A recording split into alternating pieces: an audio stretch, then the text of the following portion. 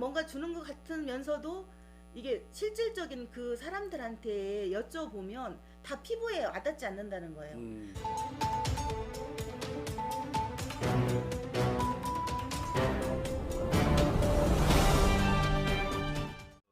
우리 안녕하세요. 안녕하세요. 네, 우리 제가 또 존경하는 또 애국지사 한 분을 소개하겠습니다. 아유. 네, 오국기 한동훈 대전본부장인데요. 잠깐 자기 소개 좀 해보시죠. 네, 안녕하세요. 2020년 새해가 밝았습니다. 반갑습니다. 저는 사단법인 한자녀 더 각기 운동연합 대전광역시 본부장을 맡고 있는 오국희입니다. 그동안에 한 10년 동안 정말 미미하게 좀 시민단체로서 열정을 가지고 애정을 가지고 이 저출산 문제에 그런 여러 가지 몸을 담고 프로그램을 했었는데요. 2020년부터 우리가 인구 절벽이 시작된다고 하는데 아주 어제 밤부터 잠을 못 잤습니다. 이 일을 위해서 어떻게 풀어나가야 되는지 이 부분에 대해서 엄청난 애정을 가지고 있는데 마침 오늘 이렇게 또 유튜브를 통해서 인사드리게 돼서 너무 감사드립니다. 구독은 유튜브들에게 큰 힘입니다. 구독 부탁드립니다. 뉴스장터가 우리 정재학 네. 기자 하시는데 처음에 이 얘기를 했을 때 이거는 정말 꼭 해야 된다는 네, 이런 네. 사명감을 가지고 바로 얘기하자마자 당장 모시고 오라고 해서 오늘 만나게 됐습니다. 네. 근데 이 보도가 됐을 거예요. 2020년에 인구 절벽이 체감한다. 보통 이제 이런 단어들을 많이 쓰는데 왜 2020년이냐면 그 해리덴트라는 그 학자가 제시한 개념이에요. 우리 대한민국은 그 2018년부터 해서 2020년에 인구 절벽을 누구나 체감할 것이다라고 이렇게 책까지 아마 냈어요.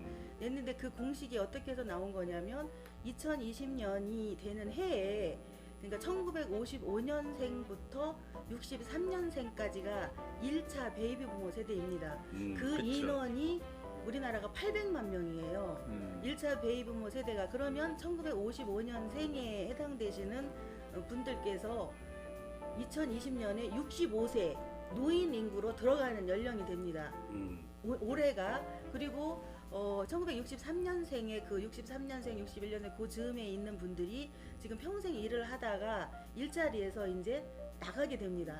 예, 은퇴하고 빠져나가는 그 공간들의 그 800만 명하고 또 거기서 이어져서 2차 베이비 부모 세대까지 따지면 1964년생부터 1974년생까지 2차 베이비 부모 세대라고 그렇게 분류가 되는데 그 인원까지 합치면 1644만 명이에요. 우리나라의 32.6%가 그 베이비 부모 1, 2차 베이비 부모 세대에 맞물려 있는 엄청난 그 경제력을 이룬 그런 인구인데 그 세대가 이제 빠져나가면서 오는 여러 가지 이제 그 생산 가능 인구에 대한 감소, 경제 활동에 대한 둔화, 또 여러 가지의 그런 모습들이 누구나가 체감한다. 이래서 2020년에 인구 절벽이 온다라는 공식이 나오지 가야 되는데 2020년에 인구 절벽이 온다고 하고 우리나라 합계 출산율이 지구상에서도 0% 미만으로 떨어진 나라가 지구 역사상에 우리나라밖에 없어요. 1.0. 0.98, 0.98이고 대전시는 0.95, 또 서구는 0.90, 중구는 0.7 이렇게 해가지고 떨어지고 굉장히 떨어져요. 그런데도 지자체 장이나 대통령이나 끔찍을 안 한다는 게 그게 또 체감 안 한다는 게 그게 나 화가 나는 거. 화가 나죠. 화가 도대체 나. 뭐 하는 게 뽑아놨더니 네, 나라가 화가 나고 망하는데.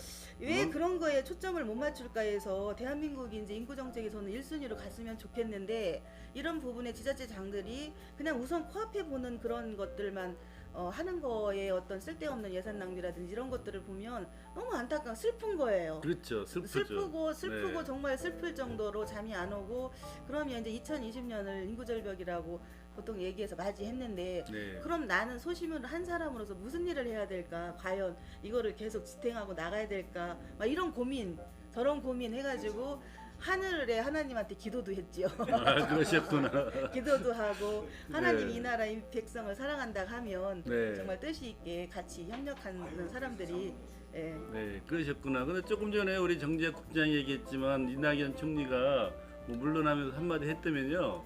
뭐라고 얘기했나요? 아니 본인이 총리를 그만두면서 후임 총리에게 부탁하고 싶은 세 가지 중에 첫 번째가 저출산의 멈추다.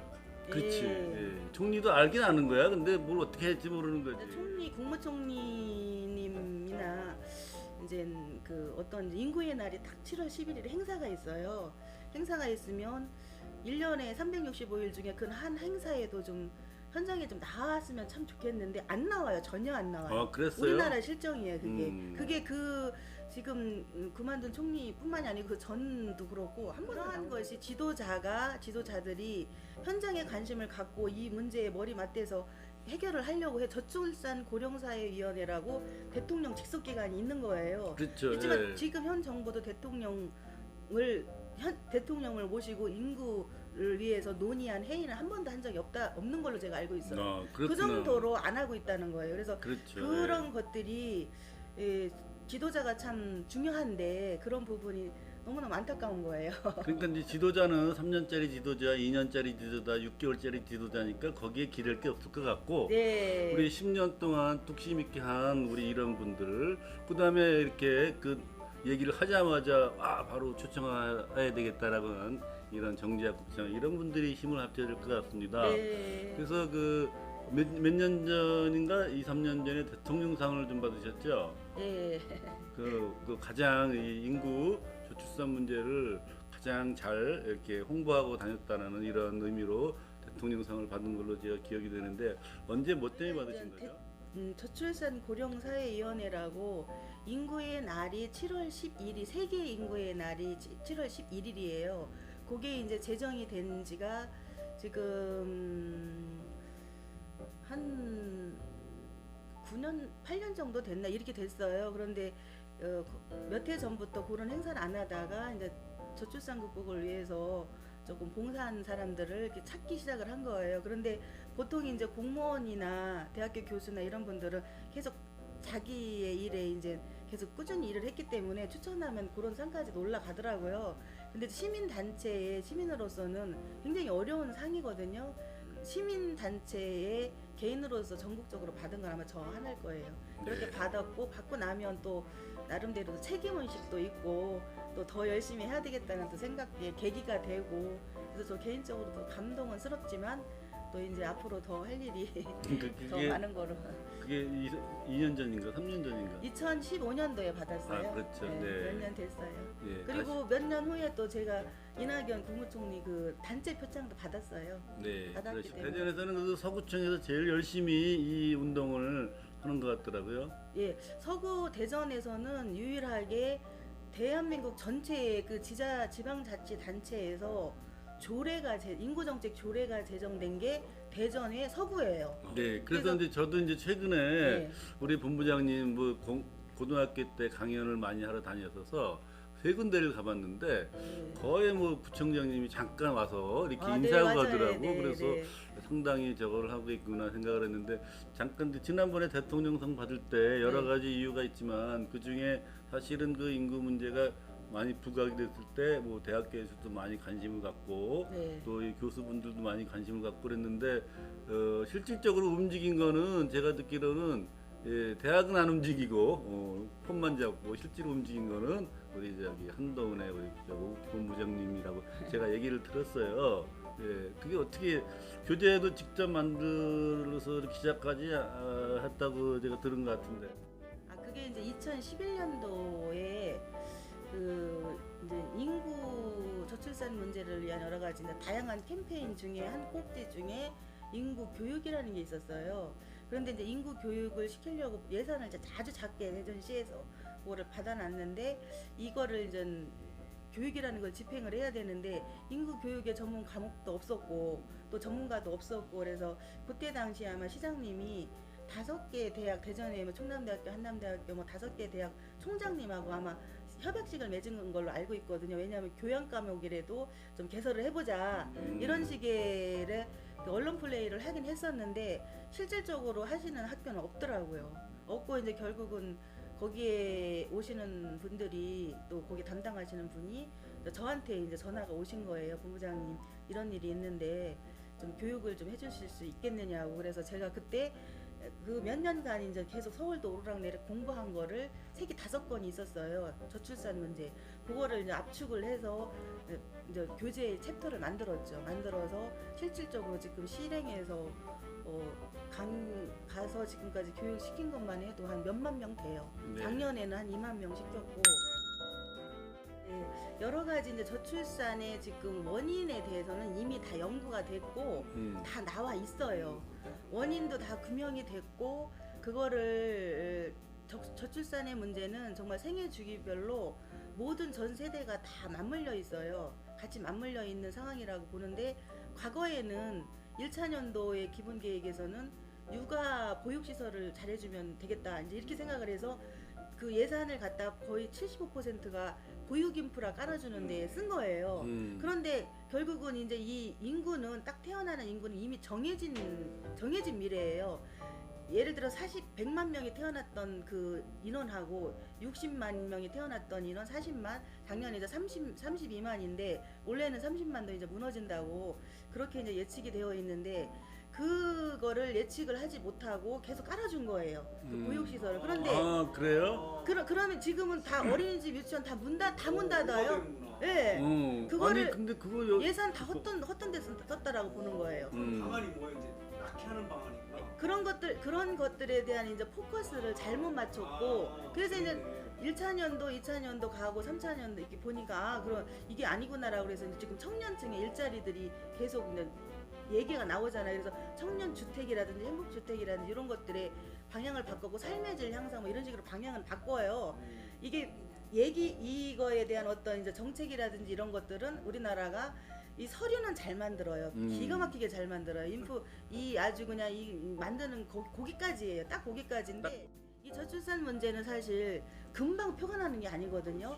해결했다고 해도 금방 방안이 표가 나는 건 아니지만 중장기적으로 장기간을 가지고 플랜을 가지고 접근을 해야 되는데 저는 딱 두 가지로 봐요. 지금 현재로 제가 볼 때는 간단하게 설명을 하면 왜 이 우리나라가 인적 자원이 중요하잖아요. 삶이 중요하고 가족에 대한 그 어떤 행복이 중요한데 거기에 따른 모든 것에 대한 이제 교육이 어렸을 때부터 들어가야 된다고 보거든요. 교육을 통해서 가치관도 변화해야 되고 이런 행복이 어디서 오는 건지에 대한 그런 것들을 끊임없이 아주 그냥 몸에 배도록 교육이 필요하고 한 파트가 이제 교육이고 교육을 좀 의무화 시켰으면 좋겠고 또 한 파트는 의무화하자. 예, 교육을. 또 한 파트 출산 교육. 그러니까 인구 정책이라든지 그런 부분이 내는 이제 출산 교육이라고 보면 되죠. 그거를 뭐 애기 낳아라 이런 교육이 아니고 어렸을 때부터 왜 가족이 중요하고 가족이 중요한 가치관 교육이죠. 가치관에 대한 인식 개선을 그런 쪽에 포커스를 맞춰서 끊임없이 계속 이제 이게 자연스럽게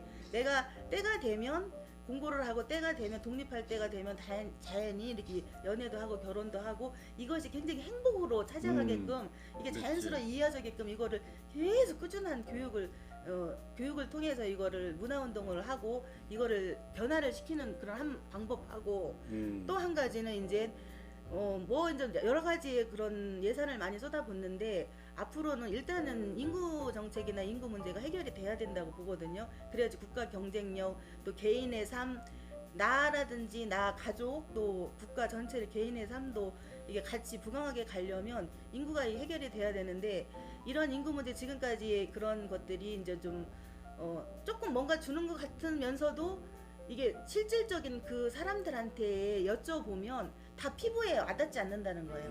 나한테 뭔가 있는 것 같은데 막 떠들기는 하는데 나한테 오는 거는 현실적으로 뭐 저거 가지고 뭐 애를 낳아 벌써 이런 생각이 딱 하는 거에 대해서 아주 약하기 때문에 아이를 낳고 키우는 가족 그러한 그 다양한 형태의 가족들이 지금 변해가고 있는데 이러한 형태의 그거를 수용을 하면서 포커스를 거기다가 집중적으로 예산을 쏟아부어줄 수밖에 없고 쏟아부어줘도 큰 예산은 아니거든요. 첫째는 이제 교육비가 많아서 교육이 많이 들어가고 돈이 많이 들어가서 아이를 못 키운다 이 말을 다 해요. 남성들은 다 이구동성 돈을 많이 따져요. 경제적인 문제.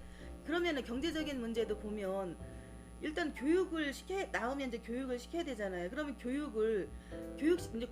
교육의 공공성을 지금 주장을 하고 이제 지금 고등학교도 의무교육 시킨다고 또 발표가 됐잖아요. 2학년까지 시킨다고 하는데 이런 것처럼 아이 때부터 어린이집 유치원 때부터 이런 교육은 국가가 책임을 져야 된다고 봐요. 일단은 교육에 대한 책임을 지고 또 개인의 어떤 그 가정에서 놓고 볼 때는 내 아이 잘 키우려고 굉장히 사교육비를 많이 투자를 하잖아요. 사교육비가 많이 들어가서 못한다 이제 이런 얘기를 많이 해요.